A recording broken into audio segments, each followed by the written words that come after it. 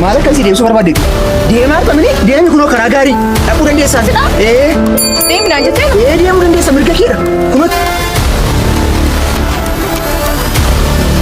ati garuu dubbattu malee jechuudha. Mucaa kana jaallattamti. Jechuudha maallaqaa isaa. Akreedi caroomti boqa kana keessa nama si hammatu qabdaati. Nama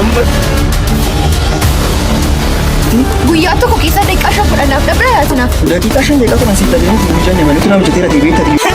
Laayyaa kubbaa horii kana wish du'i. Daafii qottaan basammaasee eegaan jira.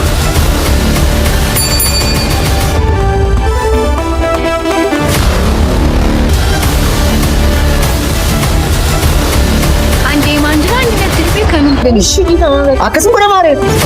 Shibata bakka